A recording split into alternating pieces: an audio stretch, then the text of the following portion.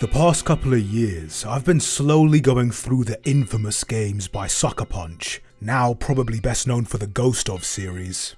Me and my older brother played the first game way back, probably around the time it came out, so it was cool to revisit this part of my childhood, and even complete it in a sense by playing the other two games in the series. Second Son in particular I like to put on and just fly around, it has a great ambience. Although funnily enough, the thing I find the least compelling about these games is arguably their selling point, the morality system.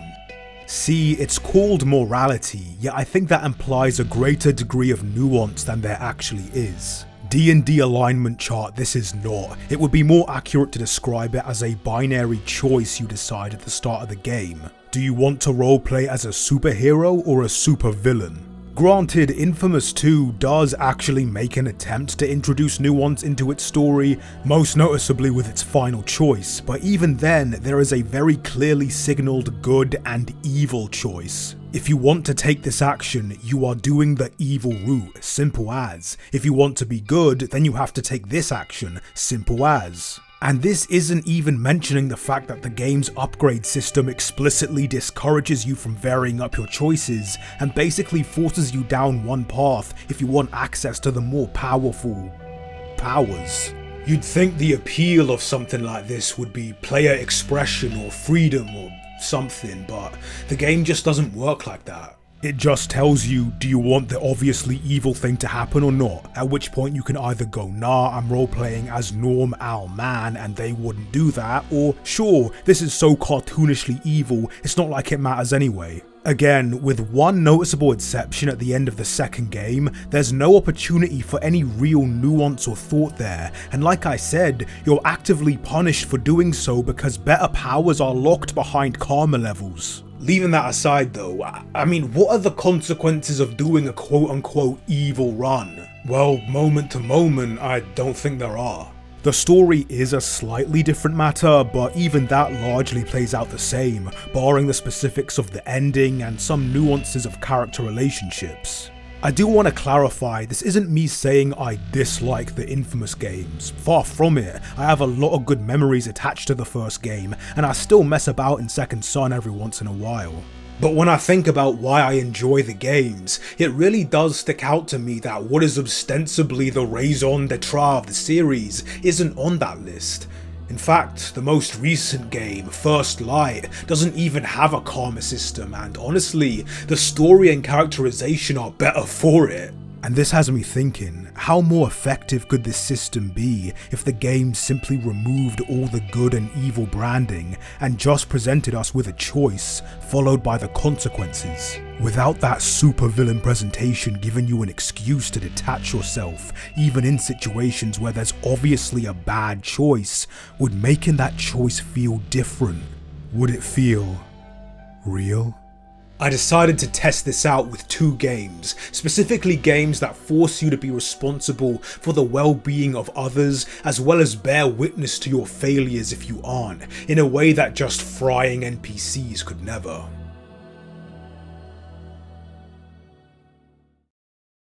Hey, almost forgot, but trigger warning for abuse, harassment, suicidal ideation, and self-harm. All the fun stuff. Future Kai here again. I was just about to hit publish when I remembered. Oh yeah, murder. That's a big one. Yeah. Don't know how I forgot about that.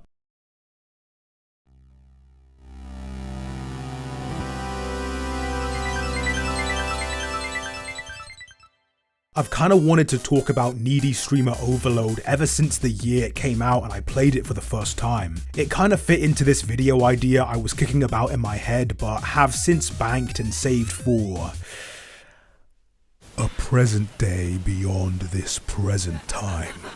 But for now, we're just playing it for its own sake. For those who aren't familiar, Needy Streamer Overload puts you in the role of P-chan, the partner of Ame, a very mentally unstable NEET to whom you basically have to act as a full-time caretaker. One day she decides, fuck school, fuck work, I'ma be a streamer called K-Angel and make money pandering to lonely nerds online, meaning you also assume the role of her manager, doing everything from moderating her chat to deciding what she should do on stream, which is decided by what you have her do outside stream. Like I said, you're basically Ame's caretaker, with her pretty much signing away all her autonomy and responsibility to you as soon as the game begins, outright saying, babe, you can fucking ruin me, I don't give a shit. Which I was a little hesitant to do at first, however, after spending 2 hours working my arse off to get her to 1 million subscribers in a month, choosing her streams, moderating her comments, giving her her meds, taking her out so she wouldn't crack under the pressure, talking her down from suicide, and screwing her goddamn brains out every night like I'm her personal stud, all to give her more than 50 times the number of subscribers I have. What is my reward?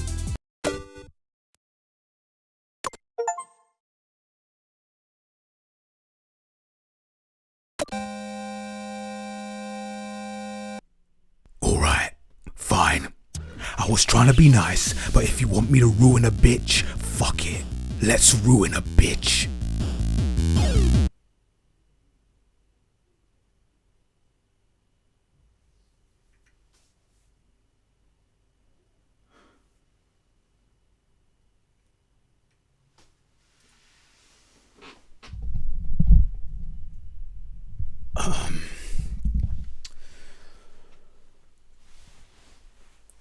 So, I ruined the bitch, and, the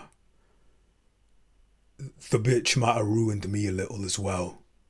I won't lie and say that at this game's most unserious moments, I never felt a tinge of amusement as I deliberately fucked up Ame's life in the most obviously stupid ways possible. The absurdity of just pimping her out digitally, having her spend literally every single day in bed, spending every waking moment ego surfing and fishing for compliments, it can be funny. But it's a novelty that started to wear off pretty quickly, if not thanks to the passage of time, then seeing the consequences of my treatment of her unfold. Some of the endings in this game are basically short jokes, like the one where you get her banned for uploading a literal sex tape, the one where she touches too much grass and gets a real job, or the cuck ending. Pretty self-explanatory. But these almost joke endings last moments, if that, short enough to be mild amusements, like blasting a random Seattle resident into neon. But the real content is found when you actively try to break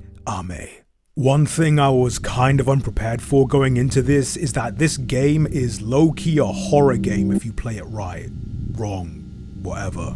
This game will ask you to do a lot of things as you drive Ame into the ground. Purposefully give her wrong medication and wrong dosages of said medication, tell her that her life is meaningless and that you, as P-chan, only love her for her body, or not at all if you so choose. One particularly horrifying moment I won't ever forget is when Ame, stressed by the weight of her audience and the pressure of the 1 million subscriber goal, forces you to help her self-harm, which is such an uncomfortable sequence that has stuck with me for years. And what's really smart about these moments is how they actually remove control from the player. The game opens with the message that yes, you can do whatever you want to Ame, but when the time comes for you to actually face the consequences of those actions, you will do so.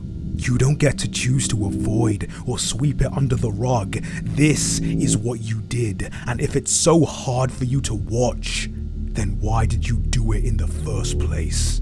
While I was watching the internet overdose ending unfold, which is one of the more event-heavy endings where she becomes obsessed with the nature of the internet, has a series of mental breakdowns live on stream, and possibly kills and eats P-chan, I don't really know, I found my gaze drifting towards the chat. For so much of the game, the focus is on K-Angel, with the chat at most being a mild obstacle and or amusement. Shout out to the guy who calls every stream, no matter how unhinged unhinged comfy, but without the goal of moderating the chat, I just kinda sat there, watching them watch this woman crash out and throw up live, and I just started wondering, what kind of person wants to do this? Not only observe someone hurting themselves in real time, but actively enjoy it, encourage it.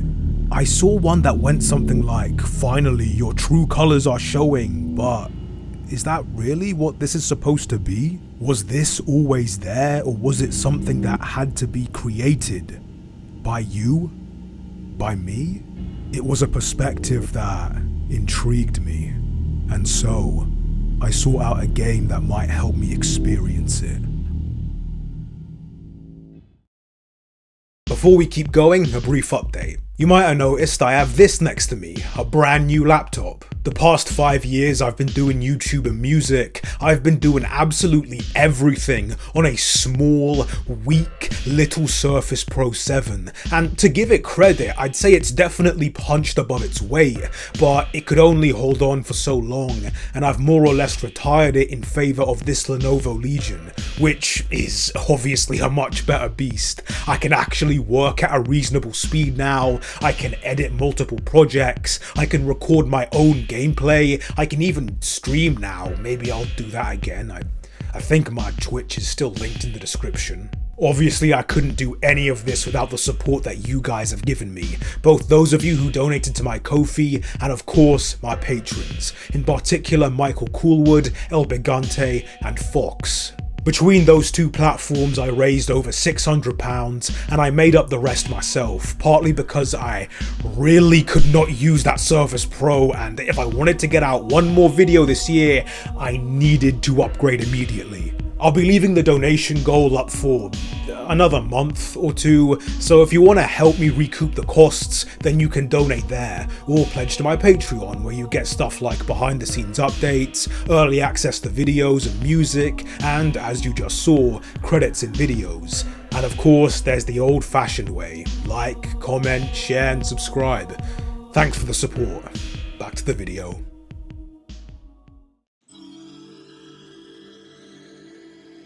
I Hate My Streamer Waifu, aside from having a name that's way more fun to say, differs from Needy Streamer Overload in one principal manner. You, the player, take the role of a normal viewer who just so happens to stumble across the streamer Mio, who seems to have had a smallish cult following before gaining some traction around the time you started watching her. You gain money seemingly entirely from match the dot grid games and online card games. God, if only it were that easy. And from there you can spend the money you earned to communicate with Mio, either by sending her super chats with messages or buying her things off her wishlist. Before I properly dig into this game, for the sake of transparency, I will say I was given my copy for free. Now this isn't at all affecting my thoughts and opinions, this video isn't sponsored, I'm not here to sell you the game, there's no affiliate link you can click that I get a profit from. The developers, Nozori Games, literally just emailed me and said, "Here,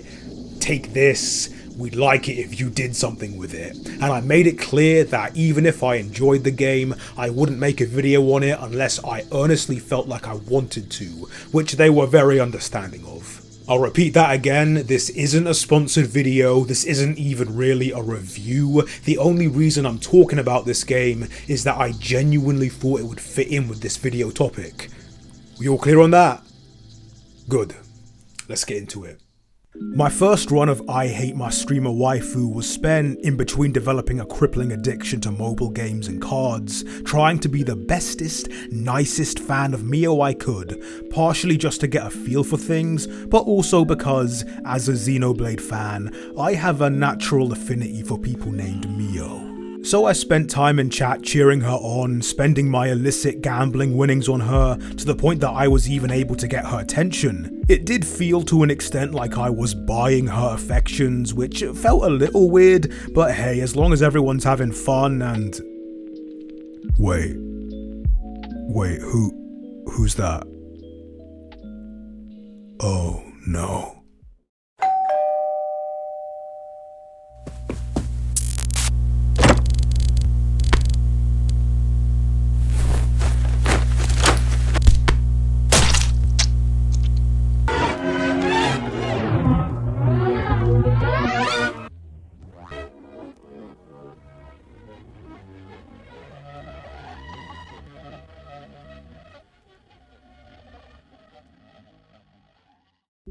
Okay, so simp slash sugar daddy route didn't work out, so fuck it. If she's gonna die anyway, might as well fall back on the needy streamer strat and just fuck around and find out.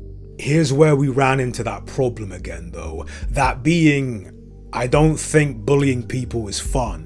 Like I said, I just don't like the idea of hurting people. It doesn't come naturally to me. And I feel like people are gonna be saying that I'm fishing for compliments or trying to humble brag or something, but I don't know, is not wanting to be a bully really that big of a brag? Honestly, I was even more trepidatious going into this game to begin with compared to Needy Streamer. I was actually supposed to play this game first, but didn't want to after getting that first ending, so I just did Needy Streamer instead, and I think it's worth examining why. There are a couple different reasons I could think of, among them the general difference in terms of presentation and tone, encouraging different behaviours, as well as the differing ways Ame and Mio are characterised. But I think the big reason is the different relationships the player has with these characters. In Overload, you aren't playing as you, but P-chan, Ame's partner and K-Angel's manager. Now, in practice, they're basically a player insert, their name is fucking P-chan, but there's still a degree of roleplay involved, and thus a degree of separation. You aren't the one cutting Ame, drugging her, and telling her to stream herself sucking lollipops 12 hours a day. It's P-chan. You aren't the one frying starving plague victims or terrorizing Seattle. It's Cole, it's Delson. But in I Hate My Streamer Waifu, you choose your name, most likely to be one of your own, and you interact with Mio as a viewer, which is a far more likely scenario, meaning you're more inclined to act as you would in this situation, or at least that's how it feels to me. Bear in mind, I still wasn't able to fully embrace the sadism in watching Ame crash out while engaging in the thinnest veneer of roleplay, so to have that de-emphasized even further, I guess it just made it too real. It's also probably worth addressing the elephant in the room. I can kinda relate to these characters. There's still plenty of differences. I'm not a live streamer, I only have around 17,000 subscribers at the time of recording, which while still big is nothing compared to the dozens to hundreds of thousands to the millions implied in these games. And also I make scripted, edited media analysis as opposed to live streams, but I'm still a content creator. I still put myself out there with the hopes of being discovered. I do this because I want to work a job that allows me to enjoy myself and really flex my creativity, and like anyone who does this will tell you, I am engaging in a bit of performance. I've gotten better at writing and reading in a style that closer reflects my actual manner of speaking, and all these thoughts are my real, genuine thoughts, but the way they are delivered to you is still in a curated, deliberately designed fashion. Kai isn't even my real name. How many of you know that? I'm wearing sunglasses so you can't see my eyes going up and down as I read the script. If that isn't crafting a character, I don't know what is. Maybe that's why, even though both these girls are obviously putting on characters themselves, I never really held that against them. All of this to say, I can't help but feel an amount of kinship with these characters, and I wouldn't want my community to engage with me like this.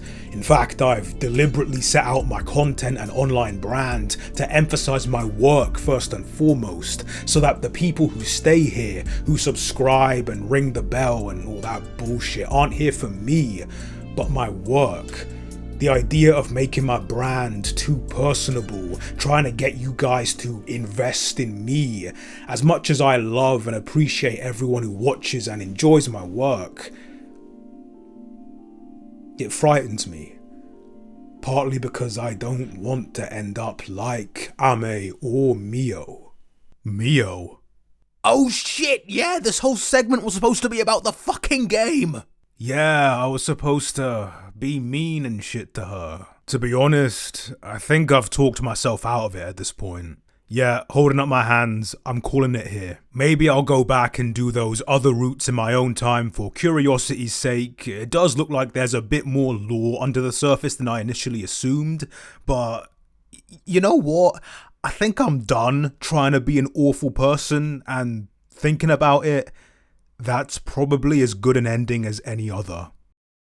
I started making this video out of a mild, slightly morbid curiosity, but other than that, had no real big thesis or goal or message in mind that I really wanted to work towards. I kinda just wanted to see what it would actually be like to knowingly and purposefully act like an asshole. Not accidentally or without knowing that, because people can be rude or hurtful on accident, but moving with deliberate attempt to hurt people. And now that I'm here at the end of it all, I still don't really know what the point of all this was. And this isn't me trying to push that on the games or something. As pieces of art, they have value, and the experiences I had with them were valuable.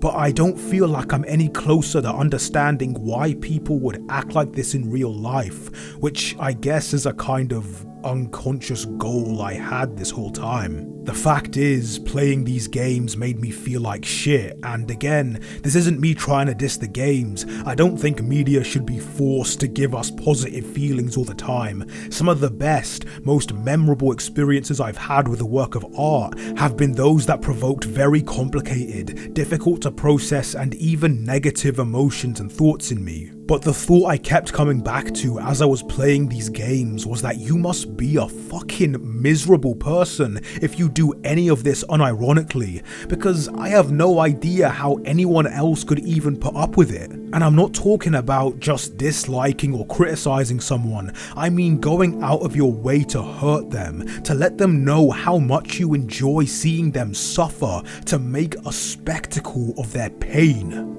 I guess there's a kind of catharsis in seeing someone you think deserves it get karma, but once that burns out, what does it leave you with? Even in the moments where I did feel a light schadenfreude, just minutes later there'd just be a void, and I'd be asking myself, what's next? I guess I'll just do it again. Now I'm saying all this talking about a game, but these are games that draw from situations and thoughts that millions of people have every single day. And despite how much I've moralized about how much I don't like to hurt people, there are times in the past where I've been the same. And if I'm being honest, there'll probably be times in the future where I'll end up doing the same again. I'm not perfect, never will be. But I do want to try and live as fulfilled a life as possible, and if these games have taught me anything, I won't do that by hurting people. Assuming everything's gone well, this video should be going up on or around New Year's Eve. I try not to put too much stock into specific goals and stuff, more going into the year with a specific mindset or idea. And what I want to do for this year is go in with the aim of reaching a state of satisfaction with my life. I want to keep pushing myself, obviously. I hate the feeling of stagnation or regression, but I don't want to feel as if I'm taking action solely to fill a hole in my heart, because acting solely on that impulse can lead to a lot of short-term, impulsive habits that, in the long term, can really hurt you as much as it hurts the people around you. If this is a situation you find yourself in, come and join me on my 2026 journey. Hopefully, we can keep each other on pace. But until then, thank you all for watching. Hope you've had a great holiday, and I'll see you in the new year. Bye bye.